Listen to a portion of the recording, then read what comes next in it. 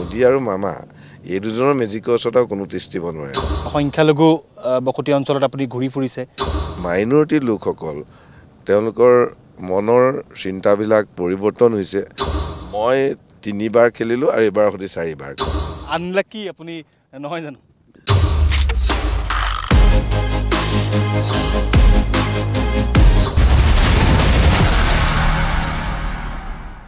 Star cement presence নেতাৰ হৈতে 24 ঘণ্টাৰ এক বিশেষ অনুষ্ঠান পাৱাৰ্ড বাই ডাটা মিছন এই মুহূৰ্তত আকৰ্ষণীয় লোকসভা সমষ্টি নগাঁও লোকসভা সমষ্টিৰ বিজেপি সমৰ্থিত প্ৰাৰ্থী সুৰেশ বৰা এই মুহূৰ্তত মোৰ হৈতে উপস্থিত আছে সুৰেশ বৰা ডাঙৰীয়া বহুত অভিনন্দন জনাইছো টাইমেটৰ এই বিশেষ অনুষ্ঠান নেতাৰ হৈতে 24 ঘণ্টা এই অনুষ্ঠানলৈ আপোনাক স্বাগতম জনাইছো প্ৰথমতে কক যে কেনেকৈ নিৰ্বাচনী প্ৰচাৰ চলাই আছে আপুনি আৰু 24 ঘণ্টা আপুনি কেনেকৈ কাম কৰিছে প্ৰথমতে মই টাইমেটৰ জৰিয়তে নগাঁও লোকসভাৰ অন্তৰ্গত সন্মানীয় ভোটাৰ ৰাইজলৈ মই শুভেচ্ছা জনাইছো আৰু সুপ্ৰভাত জনাইছো আপুনি সুধিছে কেনেকৈ আমি প্ৰস্তুতি কৰিছো আমি প্ৰস্তুতি বহুদিনেই হ'ল আমি কৰি আছো আৰু এতিয়া আমাৰ মোটামুটি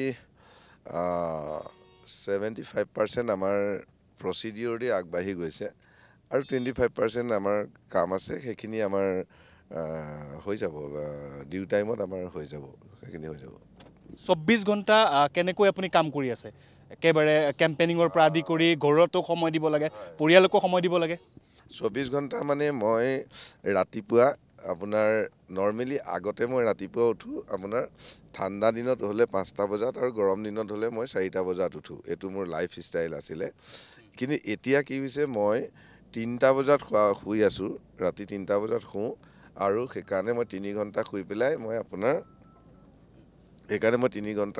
আপোনাৰ উঠি যাওঁ 6টা 6:30 মই উঠি পেলাই দৈনন্দিন কামখিনি কৰি মই ৰাইজ আহিয়ে যায় লগ পাবলৈ ঘৰত তাৰপিছতে সমষ্টিলৈ আহি যাওঁ 9টা মানত সমষ্টি আহি যাওঁ আমাক ফালৰ পৰা আমি সমষ্টিত পঞ্চায়তে ৰাইজক লগ পাই আছো আৰু আমি কোনটো মানে সমষ্টিত যাম এটো আমি 3 দিন মানৰ আগতেই সমষ্টিৰ লিডাৰক বা তাৰ আমাৰ মণ্ডল প্ৰেসিডেন্ট বুলি কয় তেখেতসকলক আমি জনাই দিওঁ তেনেকৈ আহিছো আজি ঠিক তেনেকৈ মই লাহৰীঘাট সমষ্টিৰ আমি এটা মানে মণ্ডলত আহিছো ইয়াত প্ৰায় 11খন মান সভা হ'ব গতিকে আমি এতিয়া আহি আছো তেনেকৈ কৰি আছো আৰু নগাঁও লোকসভাৰ যি ইতিহাস হেয়াটো খুব দীঘলীয়া আপুনি ৰাজনীতিবিদ আপুনি হয়তো মুতকে আৰু অধিক জানিব ময়ো জানো কম বেছি পৰিমাণে নগাঁও লোকসভাত বিশেষকৈ যেতিয়া কেন্দ্ৰত বিজেপি নাই ৰাজ্যত যেতিয়া বিজেপি নাই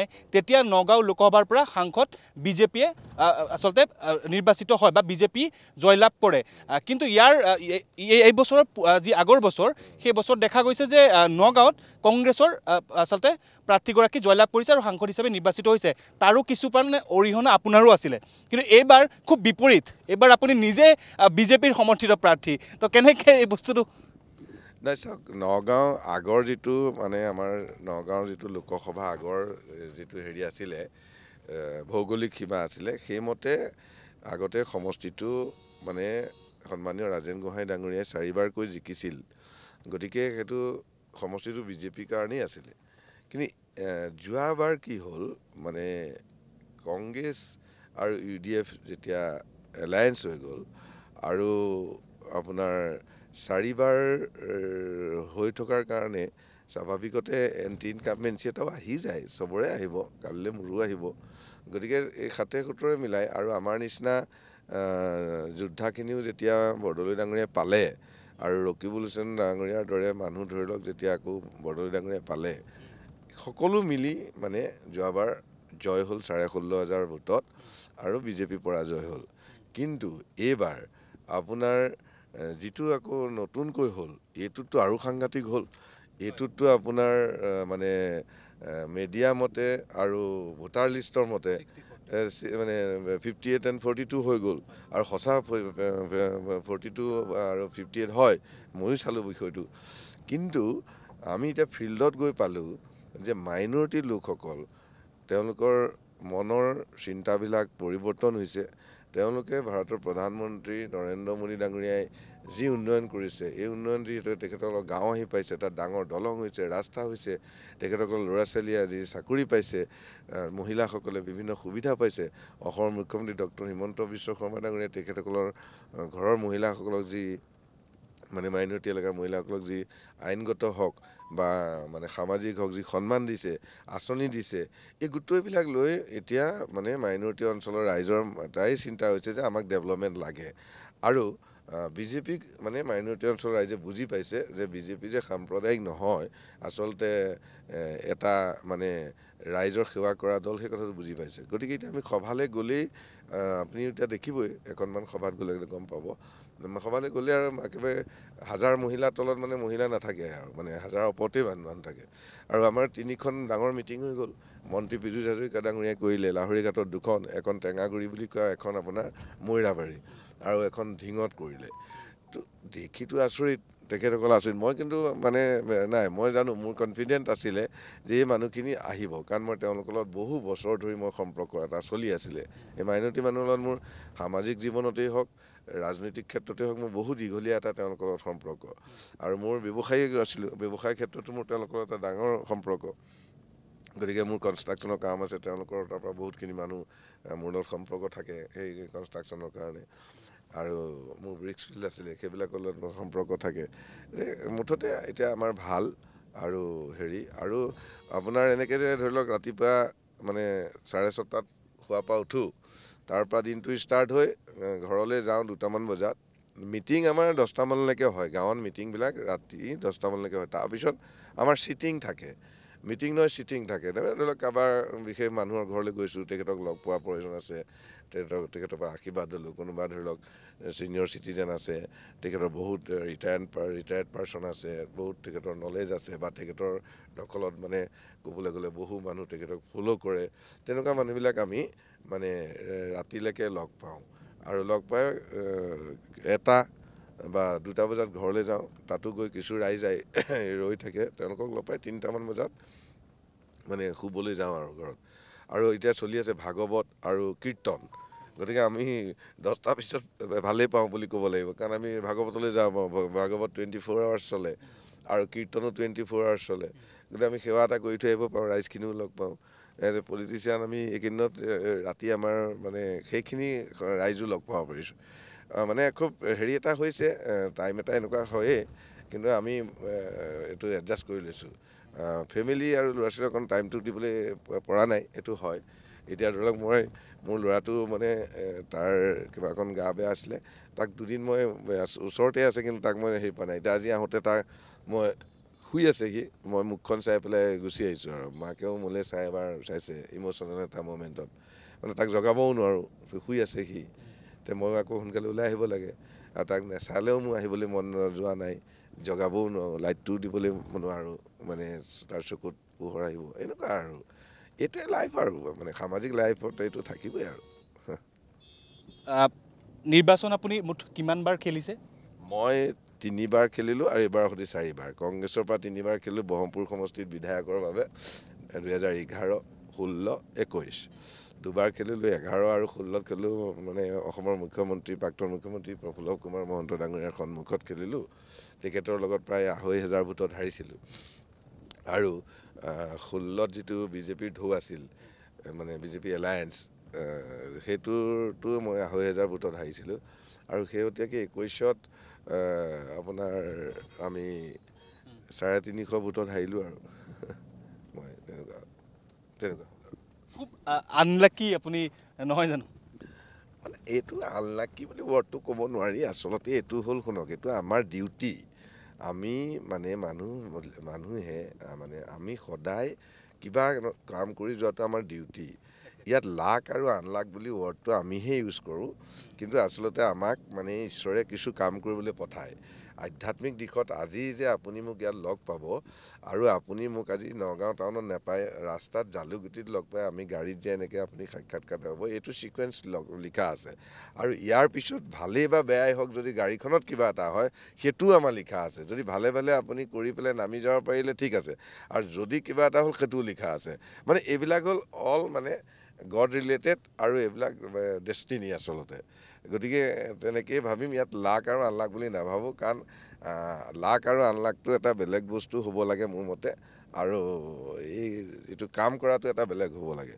আৰু মই ভাল পাইছোঁ এইটো কাৰণেই যে মই কাম কৰি আছোঁ আৰু মানুহে মোক দিনক দিনে মানে মোক আশীৰ্বাদ দিয়াটো বাঢ়ি গৈছে। প্ৰথমতে চাওক, মই 40,000 ভোট পাইছিলোঁ, তাৰপিছত মই 60,000 পালোঁ, যোৱাবাৰ মই 70,000 পালোঁ, আৰু এতিয়া গৈ আকৌ বিজেপিৰ নিচিনা ইমান বৃহৎ এটা ৰাজনৈতিক দল পৃথিৱীত, আজি বিজেপিৰ নামেই বেলেগ হৈ আছে, ইমান সদস্য আছে আৰু ইমান শক্তিশালী এটা দলে মোক চুজ কৰিছে। মই তাতেই জয় হৈছোঁ, মানসিকভাৱে মই খুব ষ্ট্ৰং হৈ গৈছোঁ যে বিজেপিয়ে মোক।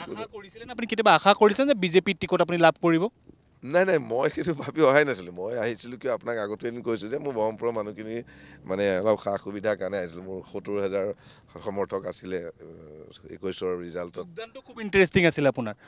যোগদানটো ইণ্টাৰেষ্টিং আছিলে, মানে মই অকণমান তেনেকুৱাই, তাৰমানে গোটেই কংগ্ৰেছে একদম হুলস্থুল কৰি আছিলে যে 3 ডিচেম্বৰত ভাৰতবৰ্ষত মানে দৃশ্যপট চেঞ্জ হৈ যাব, ইণ্ডিয়া এলায়েন্স ফ্ৰণ্টত আহি যাব, বিজেপি বেকফুটত আহিব, কাৰণ 5খন ষ্টেটৰ ৰিজাল্ট দিব 3 ডিচেম্বৰত। ইমানেই মানে হেৰি কৰি আছিলে, ইমানেই হেৰিকৈ আছিলে। গতিকে মই কিন্তু 11 নৱেম্বৰতে বিজেপিলৈ গুচি গ'লোঁ। মোৰ মানে কথাটো এনেকুৱা যে কংগ্ৰেছৰ যিহেতু ভাল দিন আহিলে, আৰু গতিকে ভাল দিনত মানুহক এৰি থৈ আহিলে বেয়া নহয়, বেয়া দিনত এৰি থৈ আহিলে বেয়া লাগিব, বা 10জনে ক'ব যে বেয়া সময়খিনিত কিন্তু তেওঁ বন্ধুত্বটো এৰিছে দেই, বা হেৰি কৰে, তেনেকুৱা হ'ব। গতিকে মই ভাবিলোঁ আৰু ইমান ডাঙৰ ডাঙৰ নেতাসকলে কৈছে যে একদম 3 ডিচেম্বৰত গোটেই ভাৰতবৰ্ষত কংগ্ৰেছ আহি যাব, তেওঁ কংগ্ৰেছৰ ভাল দিন আহিলে আৰু, গতিকে মই মোৰ গন্তব্যস্থানলৈ মই যাওঁ আৰু সেই বুলি মই বিজেপিলৈ 11 নৱেম্বৰতে গ'লোঁ। কিন্তু মোক সেই সময়ত একদম মোক খুব ব্যক্তিগত যিকেইজন মানুহ আছিলে তেওঁলোকেও মোক কৈছে যে ঠিক আছে, তুমি বিজেপিলৈ যোৱা, আমাৰ সমৰ্থন আছে, কিন্তু তুমি 3 ডিচেম্বৰ পিছত কিয় নগ'লা, ইমান 11 নৱেম্বৰটো ল'বলগীয়া কিয় হ'ল, এইটো তোমাৰ এটা গেম কৰিলা, এইটোতো বেয়া হৈ গ'ল, এনেকুৱা মানে তেওঁলোকেও মানে মনে মনে এনেকুৱা আহিছে যে কংগ্ৰেছ আহিয়ে যাব নেকি, বা নাহিলেও তেওঁলোকৰ মানে মেথমেটিক্সেল কথাটো এনেকুৱা, কংগ্ৰেছেই আহক বা বিজেপিয়ে আহক আমাৰ কথা নাই তেওঁলোকৰ, কিন্তু কথা হ'ল কি নিয়ম মতে তুমি 3 ডিচেম্বৰ পিছত কৰিব লাগিছিল, আৰু এইটো তোমাৰ মানে ফাউল হৈছে তুমি। কিন্তু মোৰ মানে কনফিডেণ্টটো এনেকুৱা, ভাবিছে তেওঁলোকে মানে ফাউল হৈছে, কাৰণ কিয় এইটো ৰ'ব লাগিছিলে 11 নৱেম্বৰৰ পৰা 3 ডিচেম্বৰলৈ কিমান দিন, গতিকে 3 ডিচেম্বৰৰ পিছত চাই পেলাই যাব লাগিছিলে, এইটো ভুল ডিচিশ্যন হ'ল। কিন্তু মোৰ আচলতে তেনেকুৱা কোনো টাৰ্গেট নাছিলে যে এইটো কৰিম সেইটো কৰিম, কিন্তু মই চাওক, আপোনালোকে আগৰ পৰাও জানে যে মুখ্যমন্ত্ৰী ডক্টৰ হিমন্ত বিশ্ব শৰ্মা ডাঙৰীয়াৰ লগত মোৰ এটা খুব ভাল সম্পৰ্কটো এইকাৰণেই যে মোক ৰাজনীতিলৈ আনিছিলে আমাৰ কংগ্ৰেছৰ নেতা ৰকিবুল হুছেইন ডাঙৰীয়াই। আমি ঘৰৰ ওচৰৰে ভাই ককাইৰ দৰে, তেখেতে মোক উলিয়াই আনি সেই সময়ৰ মন্ত্ৰী, তেখেতৰ বন্ধু আমাৰ এতিয়া বৰ্তমানৰ মুখ্যমন্ত্ৰী হিমন্ত বিশ্ব শৰ্মা ডাঙৰীয়াৰ ওচৰলৈ লৈ গ'ল যে এওঁক আনিছোঁ, এওঁ প্ৰফুল্ল মণ্ডলত মানে যুঁজিব পৰা ল'ৰা। তাৰপিছত 2জনে আকৌ তৰুণ গগৈ ডাঙৰীয়াৰ ওচৰলৈ লৈ গ'ল, তৰুণ গগৈ ডাঙৰীয়াই গৈ ক'লে যে এইজন ল'ৰাই প্ৰফুল্ল মণ্ডলত যুঁজিব পাৰে, হয় ভাল, তোমালোকে আনিছা, ময়ো শুনিছোঁ, ভালেই কৰি দিয়া। গতিকে মোৰ সেই 3জন মানুহেই মোৰ কাৰণে নমস্য, আৰু এতিয়াও ৰকিবুল হুছেইন ডাঙৰীয়াৰ লগত মোৰ এটা ঘৰুৱাই সম্পৰ্ক আছে, আৰু তেখেতকো শুভেচ্ছা যাচিছোঁ। তেখেতে 5 বাৰ MLA জিকিছে, এইবাৰো সাংসদ জিকক, তেখেতৰ জীৱনত এটা হেৰি হওক, MLA আৰু সাংসদ দুইটাই হওক, এইটোৱে মানে শুভেচ্ছা জনালোঁ। আৰু এতিয়া আপোনাৰ নগাঁও লোকসভাত আপোনাৰ মূল প্ৰতিদ্বন্দ্বী আপুনি কাক একদম বাছি লৈছে টাৰ্গেট হিচাপে, কাৰণ আপোনাৰ ফাৰ্ষ্ট টাৰ্গেট নিশ্চয়কৈ মই ভাবোঁ যে কংগ্ৰেছেই হ'ব লাগিব? নাই, আপোনাৰ ধাৰণাটো ভুল। ইয়াতে আচলতে মূল টাৰ্গেট আমি যিটো ফিল্ড গ্ৰাউণ্ডত গৈ দেখা পাইছোঁ, নগাঁও লোকসভাৰ ভোট পেটাৰ্ণটোত যিটো আছে মাইনৰিটি লোকৰ মাজত, মানে আমিনুল ইছলাম ডাঙৰীয়াৰ গণপ্ৰীতিটো বহুত আছে, আৰু তেখেতেতো 3বাৰ জিকিলেও ন, হেৰিয়াৰ পৰা 2বাৰ নে 3বাৰ জিকিলে তেখেতে, ইছলামৰ পুত্ৰ মুফতি চাহাবৰ তেখেতে পুত্ৰ, গতিকে তেখেতৰ ইমেজ আছে, আৰু UDF মানে আগত আছে, UDF মানে আগুৱাই আছে, কিন্তু আমাতকৈ নহয়, বিজেপিতকৈ UDF আগুৱাই থকা নাই, কিন্তু এতিয়া আমাৰ প্ৰতিদ্বন্দ্বী UDF হৈ আছে, কিন্তু বিজেপি আমি আগবাঢ়ি আছোঁ, আমাৰ পিছতে UDF আছে। বৰ্তমানৰ MP তেওঁ কেনেকৈ 3 নম্বৰত আহিলে, কংগ্ৰেছ কেনেকৈ 3 নম্বৰ আহিলে নগাঁও লোকসভাত? কেনেকৈ আহিলে সেইটো মই আপোনাক ক'ব নোৱাৰোঁ, কিন্তু কথাটো হ'ল কি আমি ফিল্ডত গৈ যিখিনি পাইছোঁ বা আমি পাব্লিক লগ পাই গম পাইছোঁ যে আমাৰ পিছত UDF-ক ৰাইজে ৰাখিছে আৰু সেইটোৱে। আমি ফাৰ্ষ্টত আছোঁ, ফাৰ্ষ্ট পজিশ্যনত, আৰু বাকী ৰাইজৰ চইচ UDF ছেকেণ্ড পজিশ্যনত আছে। আৰু মই যিমানখিনি আজি 3 মাহ ঘূৰি পেলাই মই গম পাইছোঁ আৰু সেইটোৱে পাইছোঁ। তাৰ কাৰণে আপুনি অধিক বেছি সংখ্যালঘু বসতি অঞ্চলত আপুনি ঘূৰি ফুৰিছে, দেখা পোৱা গৈছে, আপোনাক খুব বেছিকৈ দেখা পোৱা গৈছে সংখ্যালঘু বসতি অঞ্চলত। নহয়, আচলতে কথাটো হৈছে কি মানুহৰ ধাৰণাটোহে তেনেকুৱা হৈছে। মই তেনেকৈ সংখ্যালঘু আৰু গুৰু বুলি নহয়, মই কৈছোঁৱে আপোনাক যে আমি মানে এটা সমষ্টিত মই 4 দিনকৈ যাম, এটা সমষ্টিত 4 দিন। গতিকে আমি জনাই দিছোঁ। এতিয়া চাওক, মই পৰহি মানে জাগীৰোড সমষ্টিত আছিলোঁ। মন্ত্ৰী পীযুষ হাজৰিকা ডাঙৰীয়াৰ সমষ্টিটো মই আগতীয়াকৈ আমাৰ লোকেল লিডাৰক মই জনাই দিছোঁ যে 4-5 দিনৰ আগত যে মই আমুক তাৰিখে আপোনালোকৰ তাত যাম। তেখেতসকলে একদম ৰাতিপুৱা 10টা বজাৰ পৰা একদম থ্ৰ'লি, খুব ডিচিপ্লিনলি সন্ধ্যা 6টা বজালৈকে সভা ৰাখিছে। 9খন সভা কৰিছোঁ। তাৰ আগতো এদিন জাগীৰোডত মই তেনেকৈ ডেট দিয়া আছে। সেইদিনা আইমী বৰুৱা বাইদেউ আছিলে মোৰ লগত, মন্ত্ৰীগৰাকী থাকিব নোৱাৰাৰ কাৰণে, মন্ত্ৰীগৰাকী নেশ্যনেল ডিউটি আছিলে কাৰণে। গতিকে তাতো তেনেকৈ। এতিয়া মই আজি হেৰিয়াত আহিছোঁ, কালিলৈ কিন্তু মোৰ হেৰিয়াত ৰহা সমষ্টিত। তাৰপিছত 3 তাৰিখে মোৰ আকৌ কিন্তু মুছলি সামগ্ৰী নেকি, মই পাহৰিছোঁ, ন'টিচ কৰা থাকে। গতিকে তাত যদি পাব্লিকখিনি মাইনৰিটি আছে মাইনৰিটি, মেজৰিটি আছে মেজৰিটি, সেইটোহে কথা। বাকী এনেকৈ মাইনৰিটি বুলি স্পেচিয়েলি বা মেজৰিটি বুলি স্পেচিয়েলি যোৱা নাই। মোৰ এটা চিডিউল, মানে মই বিফ'ৰ ভোটৰ আগতেই প্ৰতিটো পঞ্চায়তত মই টাচ কৰিম আৰু ছেকেণ্ড ৰাউণ্ড এটা দিম। তাৰ পিছত মই হয়তো কিছু পইণ্ট কৰি পেলাই একদম লাষ্টলি আৰু লাষ্ট 1 উইক যেতিয়া থাকিব ভোটিঙলৈ, পইণ্ট কৰি পেলাই কিছুমান জেগাত আমি যাম আৰু। আচ্ছা, এতিয়া আমি ক'ত গৈ আছোঁ আপোনাৰ লগত? এতিয়া আমি আহিছোঁ লাহৰীঘাট, যিটো আমাৰ সমষ্টি, তাৰ অন্তৰ্গত আমাৰ মণ্ডল থাকে। মণ্ডল মানে কি, মানে 10টা 11টা পঞ্চায়ত লৈ এটা লিডিং শ্বিপ থাকে। সেই লিডিং শ্বিপটোতে মানে মণ্ডল বুলি কয়। আৰু তেওঁলোকৰ আণ্ডাৰত 10টা 12টা পঞ্চায়ত যে থাকে, এতিয়া এটা পঞ্চায়তত এতিয়া তেওঁলোকে মানুহ গোটাইছে, আমি তালৈ আহিছোঁ। আৰু এতিয়া আমি আজি প্ৰথম পঞ্চায়তত এতিয়া নামিম। এতিয়া আমি গৈ আছোঁ ইয়াতে, এতিয়া গৈ আছোঁ। বাইদেউগৰাকী আমাৰ তাতে আছে, লিডাৰগৰাকী, আমি তাতে লগ পাম। এয়া সুৰেশ বৰা ডাঙৰীয়া এই মুহূৰ্তত আহি উপস্থিত হৈছে এখন নিৰ্বাচনী সভাত, আৰু এই নিৰ্বাচনী সভাতনো তেওঁ কি কৰিব আজি দিনজোৰাত, সেয়া আমি জানিবলৈ বিচাৰিম।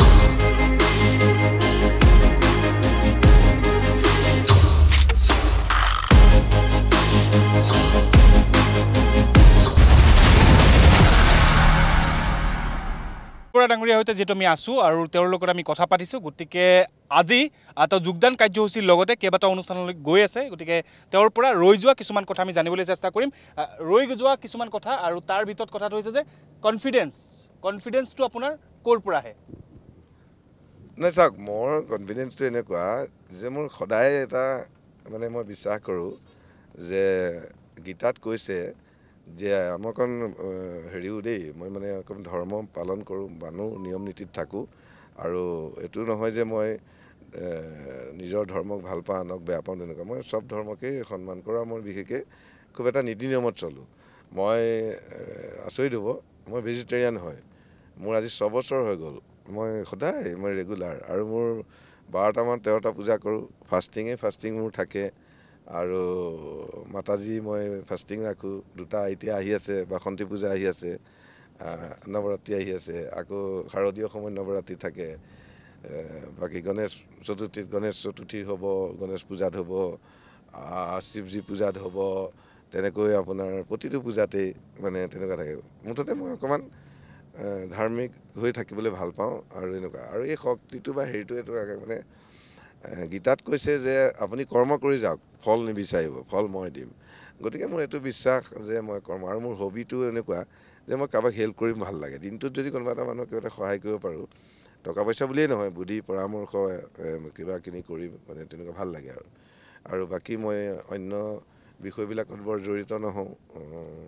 কিবাকিনি চেৰিবিলাকো মই নাখাওঁ। মানে সমাজত নচলিবলগীয়া বস্তুবিলাক মই সাধাৰণতে নাখাওঁ। গতিকে প্ৰেৰণা থাকে, তাৰ পৰাই পাওঁ। আৰু মই ফাইট কৰি ভাল পাওঁ। ইয়াতে মই মাজতে ভাবিছিলোঁ যে ইয়াতে বেলেগ আহিব মানে নগাঁও লোকসভাত, তেতিয়াতো আৰু মানে জমি ল'লে, যুদ্ধখনটো আৰু জমি ল'লে মানে যুদ্ধখন আৰু জমি ল'লে। কিন্তু কথাটো হ'ল কি এতিয়াও জমি আছে, গতিকে মোৰ ফললৈ মই একো চিন্তা নকৰোঁ। আৰু এইবাৰতো ফল হ'বই, কাৰণ চাওক মই মোদী আৰু মামা এই দুজনৰ মেজিকৰ ওচৰত আৰু কোনো তিষ্ঠিব নোৱাৰে। গতিকে মই পদুম ফুলৰ কেণ্ডিডেট, মোদীৰ কেণ্ডিডেট, মামাৰ কেণ্ডিডেট, গতিকে মোৰ জয় নিশ্চিত। আৰু যি আপুনি দেখিলে নাই এতিয়া ভৰ দুপৰীয়া চাওক, গৰমো, আমি গাড়ীত থাকিব পৰা নাই, তাতে ভদ্ৰ মহিলাসকল চাওক, হিন্দু মুছলিম সকলো আই মাতৃসকল আহি কেনেকৈ আমাক আশীৰ্বাদ দিলে, কিমান ধুনীয়াকৈ সভা হ'ল। গতিকে এইখিনি এটা এটা পৰিয়ালত 4টাকৈ ভোট হ'লেও এগৰাকী ভদ্ৰ মহিলাৰ কিমানখিনি ভোট, গতিকে 6,000 ভোটততো আমাৰ ভোট মোটামুটি আহিয়ে গ'ল। সুৰেশ বৰাৰ ভোট নে বিজেপিৰ ভোট? এইটো নৰেন্দ্ৰ মোদী ডাঙৰীয়া আৰু অসমৰ মুখ্যমন্ত্ৰী ডক্টৰ হিমন্ত বিশ্ব শৰ্মা ডাঙৰীয়া, মোদী মেজিক, মামা মেজিকৰ ভোট, এইটো বিজেপিৰ ভোট। নিৰ্বাচন যেনেদৰে পৰিচালনা কৰিব লাগে, আপোনাৰ নিৰ্বাচন আপুনি নিজে পৰিচালনা কৰিছে নে বিজেপিৰ শীৰ্ষ নেতৃত্বই হওক বা আন কোনো লোকে পৰিচালনা কৰিছে? নাই, মই আগতে ইলেকশ্যন খেলিছিলোঁ, গোটেই ইলেকশ্যনটো মই নিজে পৰিকল্পনা কৰি খেলোঁ। কিন্তু এইবাৰ জাষ্ট নমস্কাৰ দিলেই হ'ল আৰু বাকী একো নাই। এতিয়া ৰাইজক আহি এবাৰ নমস্কাৰ দি যে ময়ে কেণ্ডিডেট সেইটো কথা ক'ব লাগে, বাকী চব মানে ছিষ্টেমত আছে। বিজেপিৰ পৰা মানে ছিষ্টেমত কৰি থয় ইলেকশ্যন। আৰু অসমৰ মুখ্যমন্ত্ৰী ডক্টৰ হিমন্ত বিশ্ব শৰ্মা ডাঙৰীয়াই সৰু সৰু কথাটোলৈকে প্ৰচিডিঅ'ৰ বনাই দিছে, প্ৰচিডিঅ'ৰি চব কাম হৈ থাকিব, কোনেও টেনশ্যনো ল'ব নালাগে, কোনেও মানে প্লেনিঙো কৰিব নালাগে, খালি তাক ইউটিলাইজেশ্যনহে কৰিব লাগে। গতিকে খুব স্মুথ আৰু ইলেকশ্যন খুব স্মুথ, মানে ইয়াতে টেনশ্যন নাই আৰু। আমি যিহেতু আপোনাৰ পৰা বেছি সময় নলওঁ, তথাপিও তাৰ মাজতে দুটা কথা জানিবই লাগিব আপোনাৰ পৰা। প্ৰথম কথাটো হৈছে মানে শেষৰ ফালৰ প্ৰথমটো কথা হৈছে যে আপুনি বিজেপিত হঠাৎ আপুনি বিজেপিত কিয় যোগদান কৰিলে? হঠাৎ আপুনি কিয় যোগদান কৰিব লগা হ'ল? নে মই আগতো আপোনালোকক কৈছোঁ, 11 নৱেম্বৰটো মই কৈছোঁ যে মই যিহেতুকে বহৰমপুৰত হাৰি গ'লোঁ, আৰু হাৰি যোৱা মানে মই 3rd টাইম হাৰিলোঁ। হৰাৰ পিছত 3বাৰকৈ মই ইলেকশ্যন খেলোঁতে মোৰ লগততো এটা দীঘলীয়া লিগেচি হৈ পেলাই বহুত সমৰ্থক থাকি গ'ল। থকাৰ লগে লগে সেই সমৰ্থকখিনি মানে হতাশ এটা হৈছে, আৰু তেওঁলোকে বিচাৰে যে মই বিজেপিত যাব লাগে, আৰু মোৰো ভাল হ'ব, তেওঁলোকৰো ভাল হ'ব। আৰু মই নোযোৱাৰ কাৰণে তেওঁলোকৰ মানে যাব পৰা নাই, আৰু মোৰ লগত থকাৰ কাৰণে তেওঁলোকে কিছু সুবিধা পোৱা নাই, তেনেকুৱা যিটো তেওঁলোকৰ ফিলিংছ হ'ল 2 বছৰত। এইখিনি মিলাই পেলাই মই মানুহখিনিৰ ভৱিষ্যতলৈ লক্ষ্য ৰাখি আচলতে মই বিজেপিত গ'লোঁ। আৰু সেই কথাটো মই 11 নৱেম্বৰত জইনিঙৰ দিনাও আপোনালোকক সাক্ষাৎকাৰত মই কথাখিনি কৈছোঁ। মই বহৰমপুৰৰ 70,000 কংগ্ৰেছ সমৰ্থিত যি লোক আছিলে, বা সুৰেশ বৰা সমৰ্থিত যিখিনি ভোটাৰ আছিলে, কংগ্ৰেছ সমৰ্থিত সেইখিনি ভোটাৰ আছিলে, সেই ভোটাৰখিনিৰ উজ্জ্বল ভৱিষ্যতৰ কাৰণে আচলতে মই গৈছিলোঁ, আৰু সেইটোৱে মোৰ যোৱাৰ মূল কাৰণ আছিলে। ধৰ্মীয় সংখ্যালঘু লোকেই নিৰ্ণয় কৰিব নগাঁও লোকসভা, এই কথাটো আপুনি ঘূৰিছে, কিমান দূৰ সঁচা? হয়, এইটো কাৰণ চাওক, আমাৰ যিহেতুকে 42% আছে, আমি গোটেই 42% বুলি হ'লেওতো 58ৰ ওচৰততো আৰু এইটো হেৰি হ'বই, পৰাজয় মেথমেটিকেলি হ'বই, আৰু এইটোতো কোনো কথাই নাই, লুকুৱা পোৱা কথা নাই। গতিকে আপোনাৰ সংখ্যালঘু ভোটাৰৰ ৰাইজৰ অলপ ছাপোৰ্ট হৈ গ'লেই আমাৰ জয়টো নিশ্চিত হ'ব। আৰু সেই অলপ যিটো আমি ছাপোৰ্ট বিচাৰিছোঁ, বা আমাৰ মেথমেটিক্সে কৈছে, কিন্তু আমি আশা কৰিছোঁ তাতকৈ আমি বেছি ভোট পাই, মানে বিপুল ভোট বুলি যে যিটো ৱৰ্ড কয়, আৰু সৰহ সংখ্যক ভোট পাই আমাৰ জয়টো হ'ব, মানে সেইটোৱে। দুৰ্নীতি আপুনি কেতিয়াও নকৰে, এইটো কিছুদিন আগত আপুনি কৈছে যে আপুনি দুৰ্নীতি নকৰে, লাখ লাখ টকা আপোনাৰ আহিয়ে থাকে, কেনেকৈ মনলৈ এইখিনি কথা আহিলে? আৰু আপুনি এগৰাকী সফল ব্যৱসায়ীও কিন্তু। নহয়, আচলতে সেইদিনা যিটো আপোনালোকে শুনিলে, আমাক সাংবাদিক বন্ধুজনে বাকীখিনি নেদেখালে, মোক মানে তেখেতে সুধিলে যে আপোনাৰ ওপৰত দুৰ্নীতিৰ অভিযোগ আছে, আৰু ষ্টাৰ্টিংটো তাৰ পৰা হৈছে, বাকীখিনি মানুহে তেতিয়া অসমৰ মানুহে বা শ্ৰোতা ৰাইজে বা তেতিয়া গম পালে হ'লে, কিছু কথা যদি কাটি দি পেলাই কৰে তেতিয়াতো হেৰি নহ'ব, কথাটো নুঠাব। তেখেতে মোক সুধিলে যে আপোনাৰ ওপৰত দুৰ্নীতিৰ অভিযোগ আছে, মই ক'লোঁ হেৰি মোৰ ওপৰত কিহৰ দুৰ্নীতিৰ অভিযোগ আছে? নে মই কিবা বিষয়া, চৰকাৰী বিষয়া, বা মই চৰকাৰী ৰিটায়াৰ্ড পাৰ্চন হয়, বা মই কিবা পলিটিকেল লিডাৰ মন্ত্ৰী MLA বা মই কি হয় মই এজন সাধাৰণ মানে লোক হয় সমাজত বসবাস কৰোঁ আৰু মই এজন পেছাত এটা সময়ত মই ঠিকাদাৰ আছিলোঁ গতিকে মোৰতো আৰু দুৰ্নীতিৰ কথা নাই গতিকে ক'লোঁ যে মই দুৰ্নীতিনো কিয় কৰিব লাগে সেই তেতিয়া গ'লোঁ মই দুৰ্নীতিনো কিয় কৰিব লাগে যিহেতুকে মোৰ চলিবৰ কাৰণে যিকেইটা পইচাৰ প্ৰয়োজন আহে মোৰ পইচাকেইটা মই পায়ে থাকোঁ সেই উত্তৰটো দিছিলোঁ আচলতে সেইটো ক'ব লাগিছিল বছৰেকত কিন্তু মই অকণমান যিহেতু তেনেকৈ কোৱাৰ কাৰণে অকণমান মই কষ্ট পালোঁ তেখেতে দুৰ্নীতিৰ অভিযোগ বুলি তেতিয়া মোৰ মাহ বুলি আহি গ'ল মাহ শব্দটো শুনিলোঁ ওলাল নেকি জানো মাহেকত বুলি ক'লোঁ কিন্তু আচলতে সেইটো মই কাৰেকশ্যন কৰি দিলোঁ আৰু আজিও আপোনাৰ যোগেদি কৰিলোঁ এইটো বছৰেকত মোৰ সেইটো এমাউণ্ট মানে আহে নোহোৱা নহয় সেইটো মোৰ বেলেঞ্চ শ্বীটতে আহি যায় বা মই টেক্স পেয়াৰ হয় টেক্স ভাল পেড কৰোঁ